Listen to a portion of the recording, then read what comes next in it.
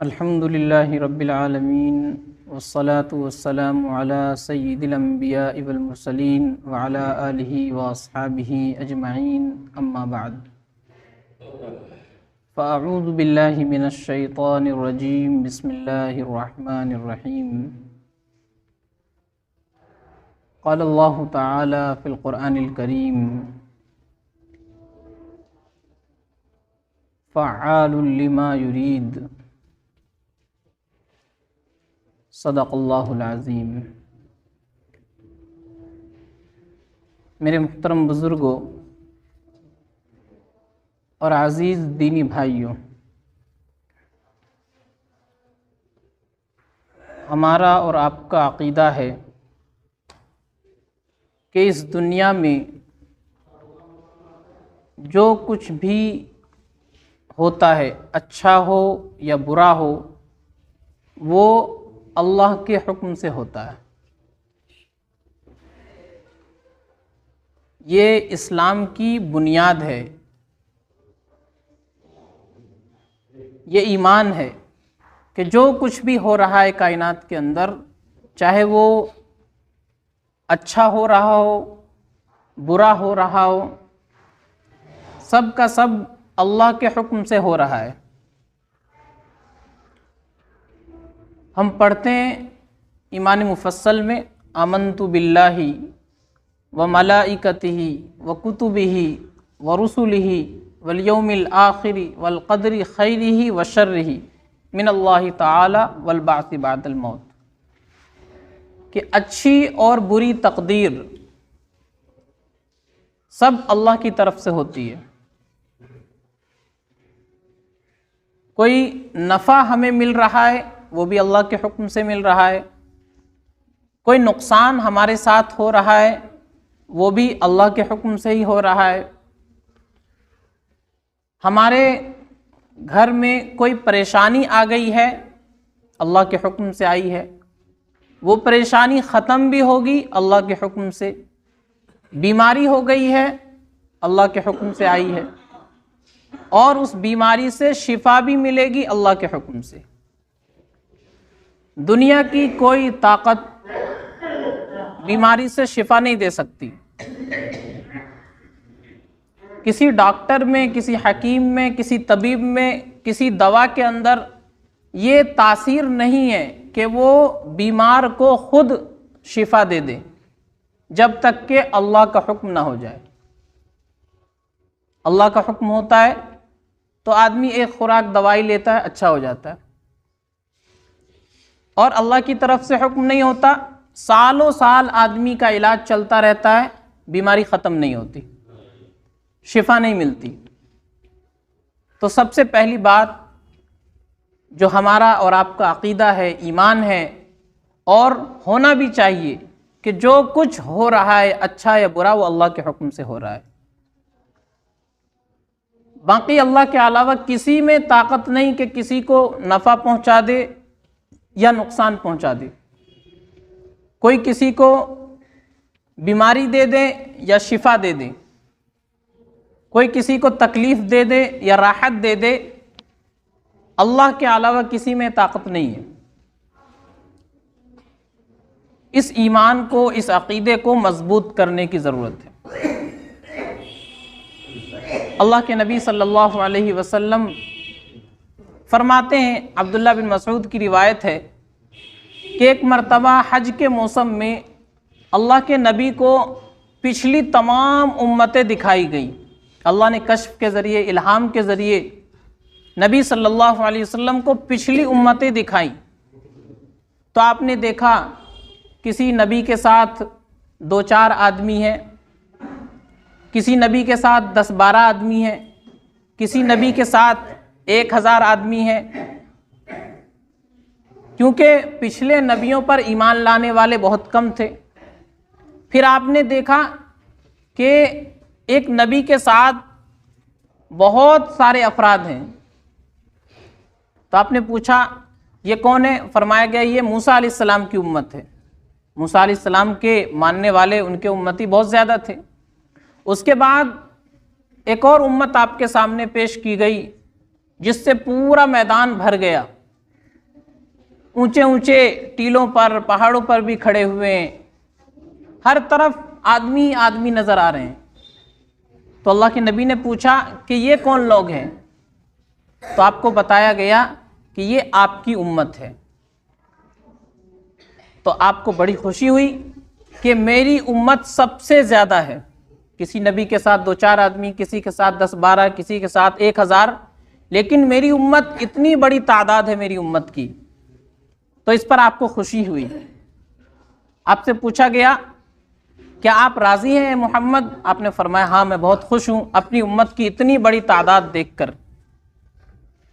اس کے بعد اللہ کے نبی صلی اللہ علیہ وسلم کو بتایا گیا کہ آپ کی جو یہ اتنی بڑی امت ہے، اس امت میں 70,000 افراد ایسے ہوں گے جن کو اللہ بغیر حساب کتاب کے جنت میں داخل فرمائے گا۔ تو رسول اللہ صلی اللہ علیہ وسلم نے یہ حدیث بیان فرمائی کہ 70,000 افراد ایسے ہوں گے جو بغیر حساب و کتاب کے جنت میں داخل ہوں گے۔ وہ 70,000 افراد کون ہوں گے؟ ان سے متعلق 4 خوبیاں بیان کی گئی کہ 4 خوبیاں، 4 صفات ان لوگوں کے اندر ہوں گی جن کو اللہ بغیر حساب کتاب کے جنت میں داخل کرے گا۔ پہلی خوبی یہ ہوگی کہ وہ لوگ جھاڑ پھونک نہیں کرتے ہوں گے۔ دوسری خوبی یہ ہوگی کہ وہ لوگ داغ کر کے علاج نہیں کرتے ہوں گے۔ تیسری خوبی یہ ہوگی کہ وہ لوگ بدشگونی نہیں لیتے ہوں گے، یعنی کسی کام کے ہونے پر برا سمجھنا، بعد میں اس کی تشریح کی جائے گی۔ اور چوتھی خوبی یہ ہوگی کہ وہ لوگ صرف اللہ پر بھروسہ رکھتے ہوں گے۔ یہ 4 صفات ان کے اندر ہوں گی جن کو اللہ بغیر حساب کتاب کے آپ کی امت میں سے جنت میں داخل کرے گا۔ جب صحابہ کے سامنے آپ نے یہ روایت بیان کی تو صحابہ کہنے لگے یا رسول اللہ میرے لیے بھی دعا فرما دیجئے کہ میں بھی اس امت میں داخل ہو جاؤں۔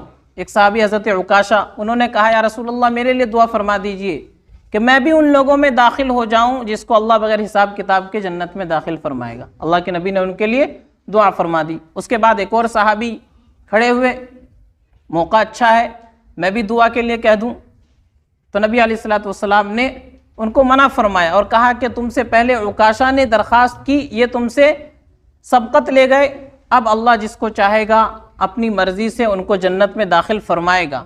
ان کی صفات یہ ہوں گی، 4 صفات آپ نے بیان فرما دی۔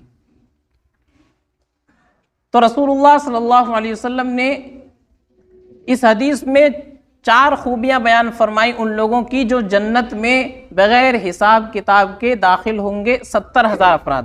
اور 70,000 کا مطلب 70,000 ہی نہیں ہے بلکہ کثرت بیان کرنا مقصود ہے کہ بہت سارے لوگ ایسے ہوں گے جن کو اللہ حساب کتاب کے بغیر جنت میں داخل کرے گا۔ جیسا ہماری زبان میں بہت زیادہ بتانے کے لیے بولتے ہیں 36 مرتبہ سمجھا دیا، تو مطلب 36 کی گنتی نہیں ہوتی ہے، مطلب یہ کہ بہت زیادہ سمجھا دیا۔ اسی لیے تو عرب میں محاورہ ہے 70 کا، تو 70,000 افراد یعنی بہت سارے ایسے لوگ ہوں گے جن کو اللہ بغیر حساب کتاب کے جنت میں داخل کرے گا، لیکن ان کی 4 خوبیاں ہوں گی۔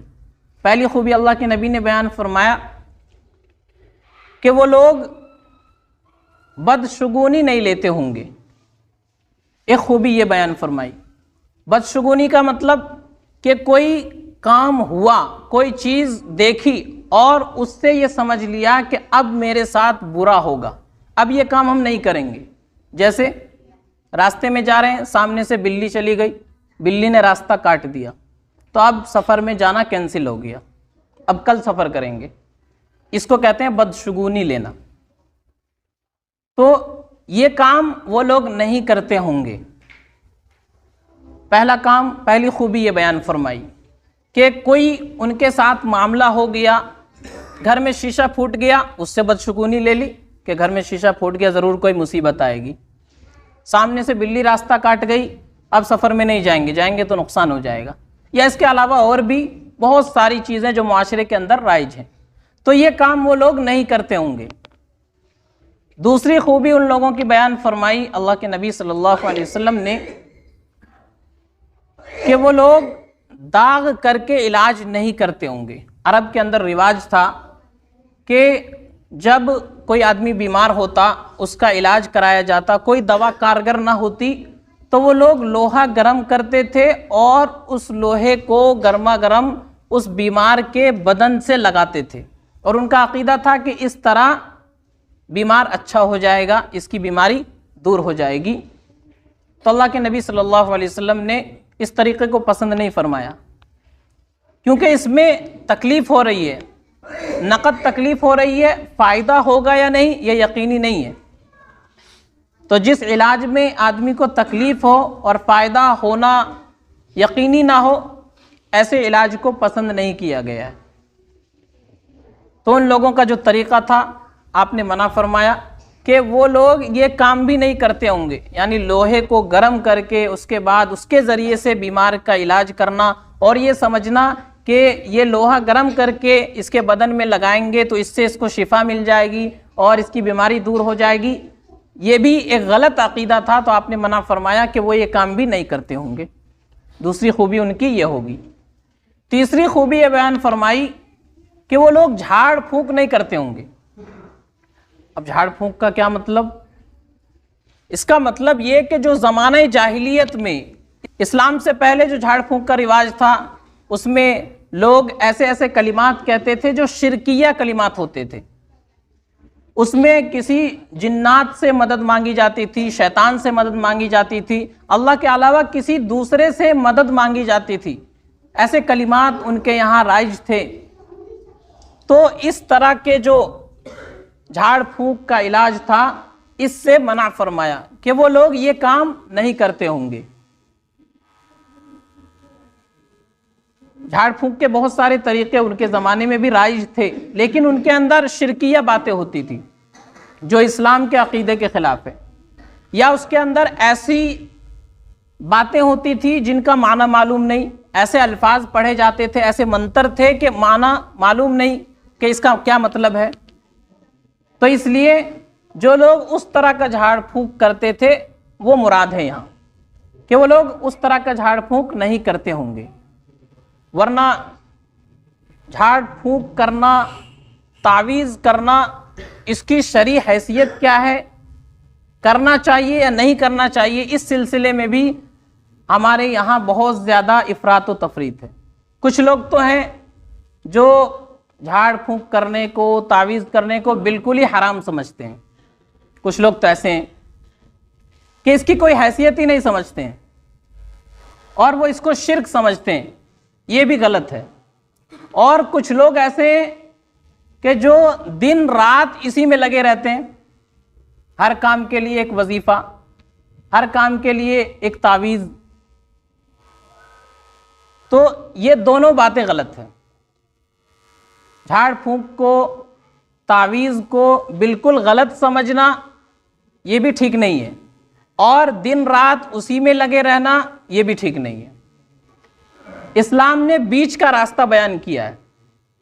آدمی اگر پریشان ہے، بیمار ہے، ضرورت مند ہے، تو وہ قرآن کے ذریعے سے، حدیث کے ذریعے سے، یا ایسے کلمات کے ذریعے سے جن کے اندر کوئی غلط بات نہ ہو، جھاڑ پھونک کے ذریعے علاج کر سکتا ہے، کروا سکتا ہے۔ لیکن اسی کو سب کچھ سمجھ لے کہ اسی تعویذ اور اسی جھاڑ پھونک کے ذریعے سب کچھ ہونا ہے اور اسی کے اندر اثر ہے، یہ غلط ہے۔ تو یہ اس کی شرعی حیثیت ہے۔ اللہ کے نبی صلی اللہ علیہ وسلم صحابہ کو آپ نے کلمات سکھائے ہیں، صحابہ کو آپ نے تلقین فرمائی ہے۔ اللہ کے نبی علیہ الصلوۃ والسلام صحابہ کو سکھاتے تھے، کوئی آدمی بیمار ہو جائے تو یہ کلمات پڑھا کرو، اعوذ بکلمات اللہ التامات من شر ما خلق واللہ خیر حافظا وهو ارحم الراحمین۔ عبداللہ بن سلام رضی اللہ عنہ پہلے یہودی تھے، اسلام آیا، مسلمان ہو گئے، تو اب جو یہودی تھے وہ ان کے دشمن بن گئے۔ جیسا کہ آج کل کوئی آدمی اگر غیر مسلم ہو اور پھر وہ اسلام میں داخل ہو جائے تو اس کا پورا گھرانہ، پورا خاندان، پوری قوم کے لوگ اس کے دشمن بن جاتے ہیں۔ اسی طرح عبداللہ بن سلام پہلے یہودی تھے، اور جب اسلام آیا انہوں نے اسلام کی حقانیت کو دیکھا کہ اسلام سچا مذہب ہے اور ہماری کتابوں میں بھی اس مذہب کی بشارت دی گئی ہے، تو انہوں نے یہ دیکھ کر کے، چونکہ پڑھے لکھے عالم تھے، مسلمان ہو گئے۔ اب ان کی قوم کے لوگ جو یہودی تھے ان کے دشمن بن گئے، ان پر انہوں نے جادو چلانا شروع کیا، سحر کرنا شروع کیا۔ تو اللہ کے نبی نے ان کو یہ دعا سکھائی کہ تم یہ دعا پڑھ لیا کرو، اعوذ بکلمات اللہ التامات من شر ما خلق واللہ خیر حافظا وهو ارحم الراحمین۔ جب یہ دعا پڑھ لو گے تو وہ کتنا ہی تم پر جادو کرے، سحر کرے، اس کا کوئی اثر تم پر نہیں ہوگا۔ تو یہ دعا نبی صلی اللہ علیہ وسلم نے سکھائی ہے، اور بھی بہت ساری دعائیں آپ نے سکھائی صحابہ کو تلقین فرمائی آپ نے۔ عبداللہ بن عمر کہتے ہیں کہ میں نے یہ دعا اپنے جو بڑے بچے تھے، بالغ تھے، ان کو تو سکھا دی، یاد کرا دی، لیکن جو چھوٹے بچے تھے جو یہ دعا یاد نہیں کر سکتے تھے، خود نہیں پڑھ سکتے تھے، تو میں نے یہ کلمات لکھ کر کے ان کے گلے میں ڈال دی۔ تو نبی صلی اللہ علیہ وسلم سے جھاڑ پھونک یہ ثابت ہے، آپ نے اس کے لیے دعا سکھائی ہے اور آپ نے صحابہ کو بھی تلقین فرمائی ہے۔ تو جو آدمی سمجھتے ہیں کہ یہی سب کچھ ہے، یہ بھی غلط ہے، اور جو آدمی اس کو کچھ نہیں سمجھتے وہ بھی غلط ہے۔ بیچ کا راستہ کیا ہے کہ آدمی ضرورت مند ہے، پریشان ہے، کوئی بیماری ہے، تو وہ قرآن کے ذریعے، حدیث کے ذریعے، یا ایسی دعا جس کے اندر کوئی شرکیہ باتیں نہ ہو، جس کا معنی مطلب ہمیں معلوم ہو، یہ سمجھ کر کے کہ یہ بھی علاج کا ایک طریقہ ہے، اس دعا کو پڑھے، دم کرا لے، تعویذ لے لے، اس کو مؤثر نہ سمجھے کہ اسی سے میرا علاج ہوگا، بلکہ اصل مؤثر سمجھے اللہ کی ذات۔ یہ ایک ذریعہ ہے، جیسے ہم بیمار ہو جاتے ہیں دوائی لے لیتے ہیں، تو یہ نہیں سمجھتے کہ اس دوائی کے اندر شفا ہے، دوائی ایک ذریعہ ہے، شفا دینا اللہ کا کام ہے۔ تو اسی طریقے سے دعا تعویذ کرا لے، لیکن یہ نہ سمجھے کہ اس دعا اور تعویذ سے ہی مجھے سب کچھ ہوگا اور بیماری دور ہوگی، بلکہ یہ سمجھے میں نے ایک ذریعہ اختیار کر لیا ہے، اب اس کے اندر شفا دینا اللہ کا کام ہے۔ تو یہ صحیح راستہ ہے، درمیان کا راستہ جو ہے۔ صحابہ کرام رضوان اللہ علیہم اجمعین اس کام کو کیا کرتے تھے، اللہ کے نبی نے ان کو بہت ساری دعائیں سکھائی تھی، لیکن یہ چیزیں کہ ہر وقت اس کے اندر پڑے رہنا، ہر کام کے لیے ایک تعویذ، آدمی بیمار ہے اس کے لیے الگ تعویذ، بیٹی کا رشتہ نہیں ہو رہا ہے اس کے لیے ایک تعویذ، کاروبار نہیں چل رہا ہے اس کے لیے الگ تعویذ، اور کوئی دوسری پریشانی ہے اس کے لیے الگ تعویذ، تو یہ دن بھر اور رات بھر اسی میں لگے رہنا، ہر وقت کسی نئے تعویذ کی تلاش میں لگے رہنا، یہ طریقہ غلط ہے۔ اس کے اندر زیادہ منہمک ہونا یہ درست نہیں ہے، پسندیدہ نہیں ہے۔ تو اللہ کے نبی صلی اللہ علیہ وسلم نے بیان فرمایا کہ وہ لوگ جھاڑ پھونک نہیں کرتے ہوں گے، اس کا مطلب یہ کہ جو غلط والا ہے، جس کے اندر شرکیہ باتیں ہوتی ہے اور جس میں کسی دوسرے سے، کسی جنات سے، شیاطین سے مدد مانگی جاتی ہے، اور جس کے اندر ایسی باتیں کہی جاتی ہیں، ایسے منتر پڑھے جاتے ہیں جن کے معنی غلط ہو، اسلام کے خلاف ہو، وہ والا جھاڑ پھونک نہیں کرتے ہوں گے۔ یا دوسرا مطلب یہ کہ جھاڑ پھونک بھی کرتے ہوں گے تو دن رات اس کے اندر نہیں لگے رہتے ہوں گے، بلکہ ایک حد ہوگی اس کی، اور اصل مؤثر اللہ کی ذات کو سمجھتے ہوں گے۔ لیکن ہمارے معاشرے میں ایک رواج چل پڑا ہے کہ ہر چیز کے لیے ایک تعویذ، ہر کام کے لیے ایک تعویذ، تو یہ حد سے زیادہ باہر نکلنا ہو گیا۔ اور عجیب بات یہ ہے کہ لوگ یہ سمجھتے ہیں کہ جو آدمی جھاڑ پھونک کرتا ہے، جو آدمی تعویذ کرتا ہے، وہی بڑا عالم ہے۔ عجیب بات یہ بھی ہو گئی۔ اب مجھے لوگ کہتے ہیں کہ امام صاحب کوئی تعویذ، کوئی دعا، تو ہم کہتے ہیں بھائی تعویذ تو ہم کرتے نہیں، دعا کر دیں گے آپ کے لیے، اللہ آپ کا یہ کام کرا دے۔ تو ان کو یہ لگتا ہے کہ امام صاحب نے شاید مدرسے میں ٹائم پاس کیا ہے، کچھ سیکھا ویکھا نہیں ہے، اتنے بڑے دارالعلوم سے فارغ ہو گئے، تعویذ لکھنا نہیں آتا، اس کا مطلب یہ عالم نہیں ہے۔ تو لوگوں کا یہ مزاج بن گیا ہے کہ جو آدمی تعویذ لکھ کر کے دے دے وہ بہت بڑا علامہ صاحب ہے، چاہے اس کو الف با تا سا بھی نہیں آتا ہو۔ تو یہ مزاج بن گیا ہمارے معاشرے میں، حالانکہ ایسا نہیں ہے۔ مدرسوں کے اندر یہ نہیں سکھایا جاتا ہے. مدرسوں کے اندر تو قرآن حدیث کی تعلیم دی جاتی ہے. قرآن میں جو دعائیں ہیں، حدیث میں جو اللہ کے نبی نے فرمایا، اس دعاؤں کے ذریعے سے آپ خود بھی پڑھ سکتے ہیں، دوسروں سے پڑھوا کر دم بھی کرا سکتے ہیں. لیکن اس کو ایک مشغلہ بنا لینا اور ہر کام کے لیے ایک تعویذ لے لینا، اور جو تعویذ دے وہی بڑا عالم ہے، اور جو یہ کام نہ کرے اس کو کچھ نہ سمجھنا، یہ سب غلط ذہن اور غلط مزاج بن گیا ہمارے معاشرے کا. حضرت مولانا رشید احمد گنگوہی رحمۃ اللہ علیہ بہت بڑے عالم گزرے ہیں. ان کے پاس ایک دیہاتی آدمی آیا، کہنے لگا حضرت جی میرا ایک کام نہیں ہو رہا ہے، مجھے ایک تعویذ دے دیجئے. تو مولانا رشید احمد گنگوہی نے فرمایا کہ میں تو ایک کام نہیں کرتا، میں تو تعویذ نہیں دیتا. تو اس آدمی کے ذہن میں یہ بات تھی کہ اتنا بڑا اللہ والا، اتنا بڑا عالم ہے، یہ تو ضرور تعویذ دیتے ہوں گے. لیکن جب انہوں نے منع فرمایا تو وہ آدمی ضد کرنے لگا کہ نہیں، مجھے تو آپ سے تعویذ لینا ہی ہے. دیہاتی آدمی تھا، ضد کرنے لگا. تو مولانا نے سمجھا کہ اگر میں اس کو منع کرتا ہوں اور نہیں دیتا ہوں تو اس کا دل ٹوٹ جائے گا، دیہاتی آدمی، اس کو کیسے سمجھاؤں. تو انہوں نے ایک کاغذ لیا اور اس پر لکھا کہ یا اللہ، میں جانتا نہیں ہوں اور یہ بندہ مانتا نہیں ہے، بس تو اپنے فضل سے اس کا کام پورا کر دے. یہ لکھا انہوں نے اور کہا کہ جاؤ اس کو گلے میں باندھ لو. اب اس نے اس کو گلے میں باندھا. اللہ کا کرنا یہ ہوا کہ اس کا وہ کام پورا ہو گیا. اسی طرح ایک اور واقعہ حضرت ہی کا لکھا کہ ایک عورت آئی، کہنے لگی کہ حضرت میری مانگ جو ہے وہ سیدھی نہیں نکلتی ہے، اس کے لیے ایک تعویذ دے دیجیے. جب میں کنگھی کرتی ہوں اور مانگ نکالتی ہوں تو مانگ میری سیدھی نہیں جاتی ہے، ٹیڑھی ہو جاتی ہے، اس کے لیے بھی تعویذ چاہیے. تو حضرت نے کہا اب اس کے لیے کون سا تعویذ دوں، میں تو یہ کام کرتا نہیں ہوں. لیکن وہ بھی ضد کرنے لگی. تو حضرت نے کہا ٹھیک ہے، جاؤ بسم اللہ الرحمن الرحیم اہدنا الصراط المستقیم پڑھ کر کے کنگھی مارا کرو، ہو سکتا ہے اللہ تمہاری مانگ سیدھی کر دے. تو اس عورت نے ایسا کیا، اللہ کا کرنا ایسا ہوا، اللہ کا فضل کہ اس کی مانگ سیدھی نکلنے لگی. تو اس طرح کے واقعات بزرگوں کے بہت سارے ہیں کہ ان کی زبان سے کوئی لفظ نکلا. اللہ والوں کی زبان سے جب کوئی لفظ نکلتا ہے تو اللہ اس کو سچا کر دیتے ہیں. تو لوگوں کا یہ مشغلہ بن گیا ہے کہ ہر چیز کے لیے تعویذ. اللہ کے نبی صلی اللہ علیہ وسلم آپ نے جہاد کیا ہے غیروں سے، آپ نے جنگیں لڑی ہیں، آپ نے دشمنوں کا مقابلہ کیا ہے تلوار کے ذریعے، تیر کے ذریعے. اگر ہر کام دعا تعویذ سے ہو جاتا تو آپ کو جہاد میں اترنے کی کیا ضرورت تھی؟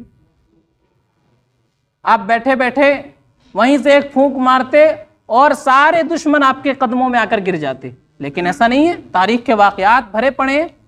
آپ خود جہاد میں شریک ہوئے، آپ کا دانت مبارک شہید ہو گیا جنگ کے اندر، آپ کے صحابہ شہید ہو گئے جنگ کے اندر، آپ کو زخم لگا جنگ کے اندر، اور بے شمار تاریخ بھری پڑی ہے. تو یہ سمجھ لینا کہ ہر کام تعویذ سے ہی ہوگا، یہ غلط ہے. آج کل لوگ سست پڑ گئے، بس ہمیں ہاتھ پاؤں نہ ہلانا پڑے، مولوی صاحب ایک تعویذ دے دے اور میرا کام نکل جائے. تو یہ غلط ہے. میں بتانے کی یہ کوشش کر رہا ہوں کہ دعا تعویذ جھاڑ پھونک اس کی ایک حد ہے. اس کو سب کچھ سمجھ لینا اور سب کچھ اسی سے ہوگا، اسی کے اندر اثر ہے، یہ غلط ہے، اسلام کے خلاف ہے.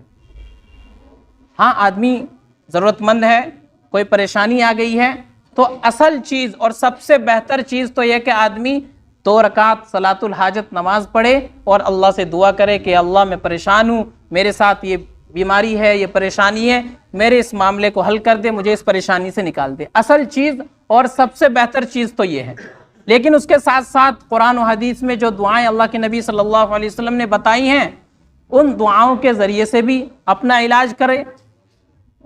یا کوئی لکھ کر کے دعا گلے میں باندھ لے، بازو میں باندھ لے، تو اس کے ذریعے علاج کیا جا سکتا ہے. لیکن اس کو علاج ہی سمجھنا چاہیے. یہ سمجھنا کہ اسی کے اندر سب کچھ ہے، غلط ہے.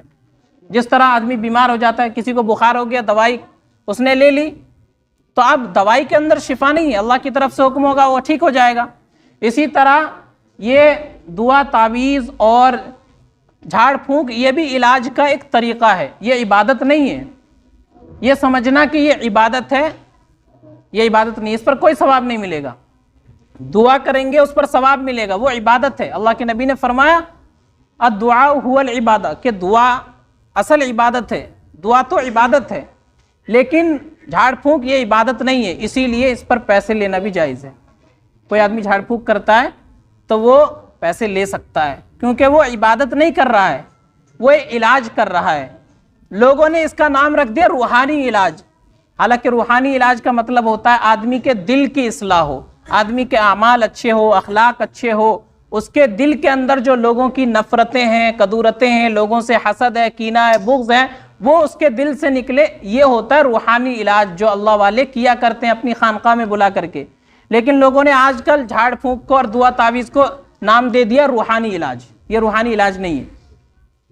تو جس طرح ہم دوا کے ذریعے علاج کرتے ہیں، اسی طرح جھاڑ پھونک کے ذریعے، قرآن و حدیث میں آئی دعا کے ذریعے علاج کر سکتے ہیں، ایک حد کے اندر رہتے ہوئے. اسی کو سب کچھ سمجھ لینا یہ درست نہیں ہے. ایک صحابی ہیں حضرت ابو سعید خدری، وہ اپنا بیان کرتے ہیں کہ ہم ایک مرتبہ سفر میں تھے تو ایک بستی سے ہمارا گزر ہوا جو بستی غیر مسلموں کی تھی. ہم نے ان لوگوں سے کہا کہ ہم لوگ مسافر ہیں، ہمیں کچھ کھانے پینے کا دیجئے، انتظام کیجئے. تو ان لوگوں نے منع کر دیا. غیر مسلم تھے وہ لوگ، مسلمان نہیں تھے، تو مسلمانوں کے ساتھ تعصب کی وجہ سے انہوں نے ان کے ساتھ اکرام کا معاملہ نہیں کیا، کھانے پینے کو کچھ نہیں دیا. بیچارے بستی سے باہر پڑاؤ ڈال دیا کہ آج رات یہیں رکیں گے، کل پھر سفر شروع کریں گے. اتفاق سے ایسا ہوا کہ اسی رات اس بستی کا جو سردار تھا اس کو سانپ نے ڈس لیا. اب بستی والوں کے پاس جو علاج تھا، جو جھاڑ پھونک کا طریقہ تھا، سب انہوں نے کر لیا لیکن زہر اترا نہیں. تو انہوں نے سوچا کہ اب کیا کیا جائے، ہم نے تو سب علاج کر لیا، اس کا زہر ہی نہیں اتر رہا ہے. تو کسی نے کہا کہ وہ جو بستی سے باہر مولوی ٹائپ کے لوگ نظر آ رہے ہیں، ہو سکتا ہے ان کے پاس کوئی علاج ہو. ان لوگوں کے پاس گئے اور کہا کہ ہمارے سردار کو سانپ نے ڈس لیا ہے، آپ کے پاس اگر کوئی جھاڑ پھونک کا علاج ہو تو کر دیجئے تاکہ ہمارا سردار بچ جائے. حضرت ابو سعید نے کہا کہ ہم لوگ مسافر تھے، ہم نے آپ سے مدد مانگی، آپ لوگوں نے ہماری مدد نہیں کی. تو ان لوگوں نے کہا کہ واقعی ہم نے غلط کیا، آپ ہمارے سردار کا بس علاج کر دیجئے، ہم آپ کو بکریوں کا پورا ریوڑ، پورا غلہ آپ کو دے دیں گے.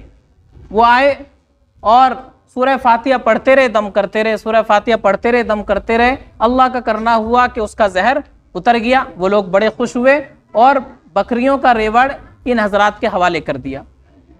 انہوں نے سوچا کہ میں نے قرآن کریم کی ایک سورت پڑھ کے دم کیا ہے، اب یہ بکریاں ہمیں ملی ہے، پتہ نہیں یہ ہمارے لیے جائز ہے یا ناجائز ہے، اس کا استعمال ہمارے لیے حلال ہے حرام. تو جب تک اللہ کے نبی سے پوچھیں گے نہیں اس وقت تک ہم استعمال نہیں کریں گے. حضور کے پاس جب آئے تو سارا قصہ بیان کیا کہ ایک بستی میں ایسا ایسا معاملہ پیش آیا، میں نے علاج کیا تو انہوں نے مجھے بکریوں کا ریوڑ دیا، کیا میں ان کو استعمال کر سکتا ہوں؟ تو اللہ کے نبی نے فرمایا کہ ہاں تم ان کو استعمال کر سکتے ہو، ان کا استعمال تمہارے لیے جائز ہے. حضور نے پوچھا کہ تم نے کیا پڑھا تھا؟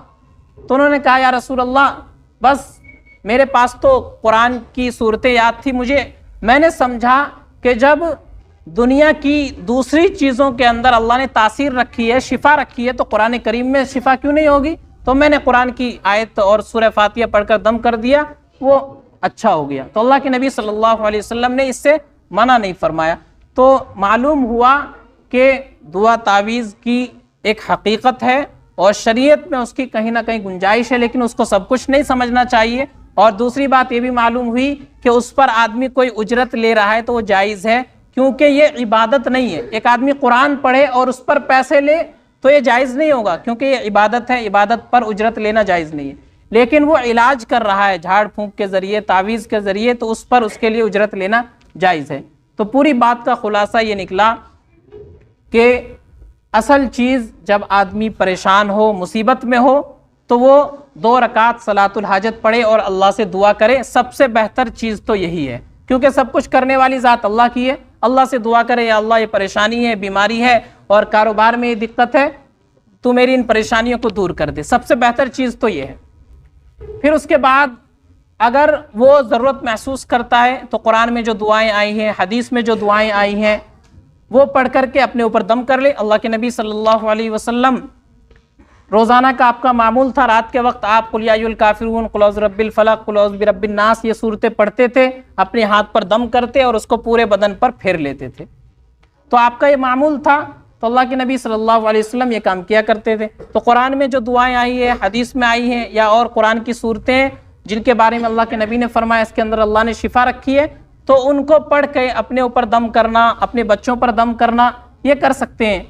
پھر دعا تعویذ لکھ کر کے گلے میں لٹکانا، اس کی بھی ایک گنجائش ہے، لیکن سب کچھ اسی کو سمجھ لینا کہ اسی سے میرا سب کام ہوگا، یہ غلط ہے کہ اس تعویذ کے اندر اثر ہے، یا فلاں پیر صاحب کے تعویذ میں اثر ہے، ان کی پھونک میں اثر ہے، یہ غلط ہے۔ اثر دینے والی ذات اللہ کی، جس طرح ہم دوائی کھاتے ہیں اثر اللہ کی طرف سے ہوتا ہے تو ٹھیک ہو جاتے ہیں، اور نہیں ہوتا ہے تو آدمی سالوں سال علاج چلتا رہے، ٹھیک ہوتا نہیں ہے۔ تو اسی طرح اس چیز کو بھی سمجھے۔ تو چونکہ ہمارے معاشرے کے اندر اس میں بہت زیادہ غلو پایا جاتا ہے، کچھ لوگ کچھ سمجھتے ہی نہیں اور کچھ لوگ اسی کو سب کچھ سمجھ لیتے ہیں، اس لیے اس چیز کو بیان کرنا میں نے مناسب سمجھا۔ امید ہے کہ آپ حضرات باتوں کو سمجھے ہوں گے۔ اللہ تعالی ہم تمام کے ایمان اور اعمال کی اصلاح فرمائے، اور اللہ تعالی ہمیں شریعت کی حدود میں رہتے ہوئے زندگی گزارنے کی توفیق عطا فرمائے۔ وآخر دعوانا ان الحمد للہ رب العالمین۔